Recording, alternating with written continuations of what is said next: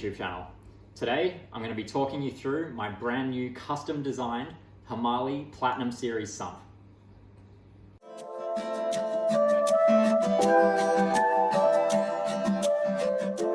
So I'm going to talk you through the features of this sump, and I'll also give you heaps of B-roll as I walk around the tank and give you a really good visual of every little detail that this sump has. And let me tell you, there are a lot of details on this sump. The design process that I've gone through with Eric from Hmahli has been outstanding, and the attention to detail is second to none. And yeah, I'm really excited to take you through all of the things that make this sump unique, and probably, I think, one of the densest feature-packed sumps that has ever been made or that exists. I know that's a big call, but if you can find a sump that has more features that have been deliberately put into it in a smaller footprint than this, I'd love to see it. So let me take you through the sump. Now the flow of this sump is from right to left, and that's because it's going to be on the left-hand side of my new tank with a center weir. So the center weir will loosely line up with this part of the sump here. So our main drains are going to come down into this roller mat. Now if I take you around the back of the roller mat, you can see here, this is the main drain that feeds the roller mat. So this bulkhead will be plumbed into the main drain from the tank and will feed this big roller mat unit. There's a beefing motor in here that drives the spool of the filter cloth, and it will be looped underneath these cool blue bars to create the chamber where all of the water drains into to be filtered through the filter material. You can see there's two float switches in there. The second one, the higher one, is for redundancy. There's actually also a third float switch in another section of the sump as well for further redundancy against backflow. The controls on the Hmahli roller mat, there's only two. There's a button and there's a dial. The button is a manual feed if you want to cause the roller mat to roll manually, and the dial sets the speed. So it's really, really simple, and you adjust the water level by adjusting the float valves in the main chamber, which are on a movable bracket. Moving to the next chamber here, I'll start down the bottom of the chamber, and you can see inside here, beneath this lovely engraved Hmahli logo and Reef Nerd logo that Eric did for me on the front of this sump, there are two media baskets. Those are just sitting in there, and you can see there's nice blue handles, and I'll fill those with biomedia shortly. But you might be wondering what this box is sitting above this media chamber. And this is something I'm really passionate about and really excited about. And this is an algae turf scrubber jointly designed by Eric and myself and integrated completely into the sump. So let me show you how it works. The hood here lifts straight up and will expose this tray. This tray itself also lifts straight out, although you wouldn't need to take it out on a regular basis. And you can see there's dual drains built into the tray. You'll also see inside this media chamber here, there are 4 bulkhead fittings for RODI tube, and these ones have extensions on them so they'll sit beneath the water level. This is for closed circuit RODI plumbing, such as a calcium reactor and things like that, where you need them to be beneath the water level. Now this tray simply sits back in its slot there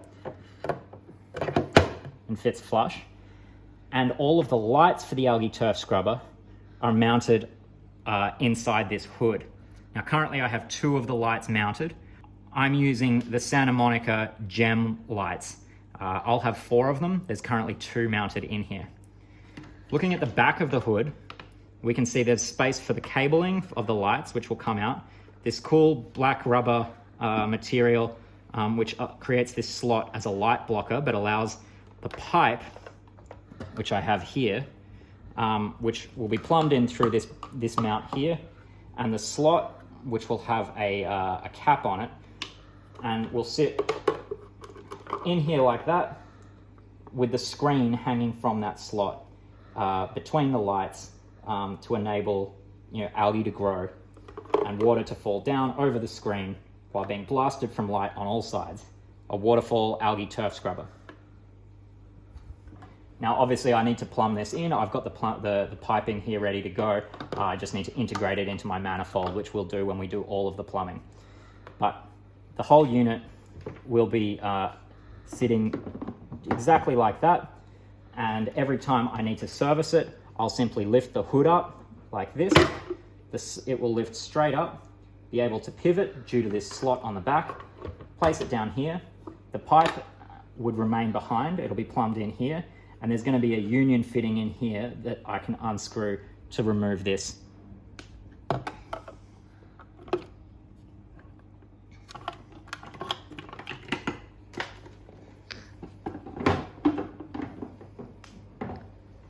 Alright, now my next chamber is obviously the skimmer chamber, and I've already got a skimmer in here. And as you can see, this is really dense and really tight. Fitting this skimmer in this chamber was skin of my teeth tight, but it fits, and that's the main thing. It can be put in, it can be taken out, and it won't require me to break the sump or anything in order to do so. But we are using every single millimeter of space in this build as optimally as possible. Now the skimmer I've gone with here is obviously the Max Spec Aqua Aero Duo, which houses their turbine duo pump. So it's actually a dual-sided pump, so it fed air from two impellers or volutes that mix the air and mix the water, feed up, mix in the chamber, and then come up into the cup here. The mechanism on this skimmer is quite simple to remove the cup. You just pull that, and actually no, whoops, I just tightened it. You just do that, and the lid just lifts straight off. So as you can see, the skimmer sits perfectly with the height of the sump to allow me to take the lid on and off really, really easily. Now while I've got this lid off, you'll also be able to see that we have a custom cut out lid for the sump itself that fits over the rim of the skimmer and has cable cutouts. And then looking down inside the chamber, you'll see there is some space behind the skimmer. I'll probably put more biomedia back in there. And there's another float valve just here. This is that third float valve, float switch that I mentioned earlier that's connected to the roller mat as another redundancy against backflow into the sump. If the water level were to rise because, say, my main return pump was offline, it would also cut off the roller mat so it doesn't spin unnecessarily due to a rising water level.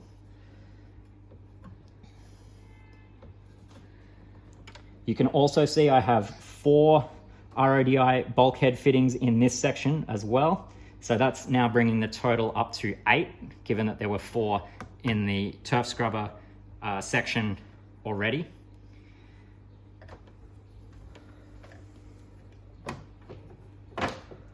And I have 2 large plumbing fittings here. Now, one of these I'm probably going to be using for my emergency drain and will not be plumbed to the bottom, because with any emergency plumbing drain, you want it to be loud and splash if it's being used. The other one is a spare that I may or may not end up using, but it more likely will end up being used probably for a manifold or something like that. We'll see how we go and what the final design ends up being, but it was better to have it than not, right? So let's move on now to the next section, and you can see it's this baffle here, or silencer. So this is what allows me to adjust the height of the water level in the skimmer chamber. It also removes bubbles and prevents any bubbles from the skimmer getting into the return pump chamber, and acts as a silencing feature for the water flow throughout the entire sump. There's an adjustable component there that lets me set the water level.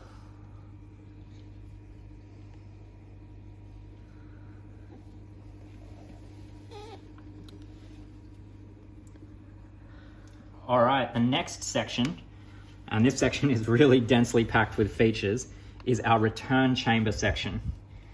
You might be wondering what this big blue what this blue acrylic rod is here with these toggles on it. This is actually a custom designed sensor mount that Eric made for me. And I think it's the first time he's used this design in a sump, but I'm sure he'll reuse it in future sumps. And it allows, there's two mounts for horizontal mounting and 2 mounts for vertical mounting of essentially any sensor. So whether it's a float switch for auto water change, whether it's an optical sensor for ATOs or auto water change, all kinds of different things that you might want to mount with an adjustable height. That's what this is for. So anywhere from the bottom to the top, I can mount any kind of sensor, whether it wants to be horizontal or vertical. And so I've got all those options. Eric gave me 2 of each of the horizontal and vertical.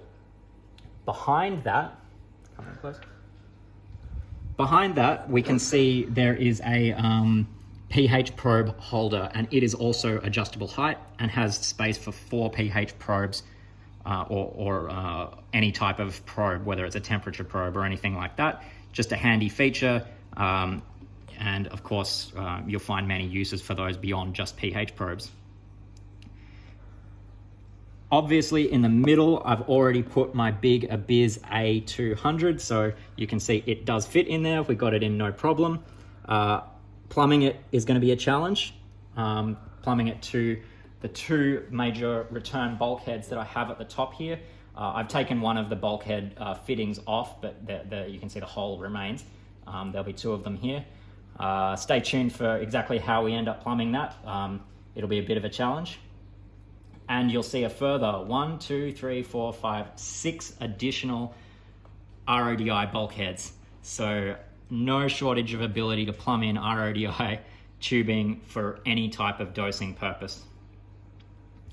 Finally, you will have certainly noticed down the bottom, down here, we have mounts for heaters, 2 of them. So I'll have 2 heaters mounted down there, right next to the return pump, which in my opinion is the best place to have your heaters mounted in your sump, because the warm water immediately goes up into the display whenever the heaters are active, rather than sitting in the sump for too long and taking a long time to be effective in the display where you want it. And then above that, there is another mount. That one is for a float valve. That's the big floating valve, and will be directly connected to the bulkhead you can see on the wall horizontally just above it, which is where the ATO chamber will feed in. So we'll have a short run of RODI tubing into a float valve sitting on that bracket, and that will be my ATO or freshwater top-off feed location. Finally, in the lid and this big blue run of plumbing is a built-in reactor. That is the drain from the reactor. So we're working backwards through the water flow that comes into this reactor here, which is actually sitting inside our RODI chamber.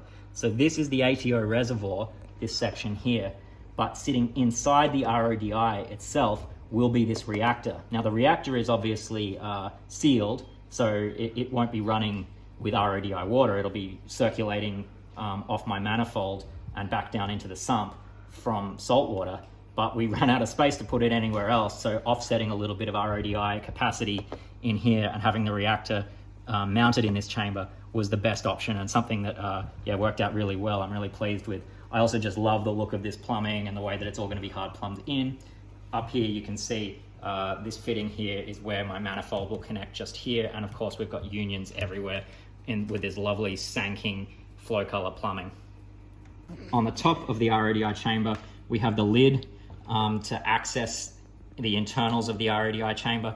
You can see right down the bottom there I have a float valve just sitting there. That this is yet to be mounted, but it'll be mounted just here, and the other one down in there. So there'll be one in the RODI chamber and then one in the RODI drain into the main sump, float valves, and another one of these cool sensor mounts, so that I can have a high and a low sensor mount in my ATO chamber so that it will automatically refill.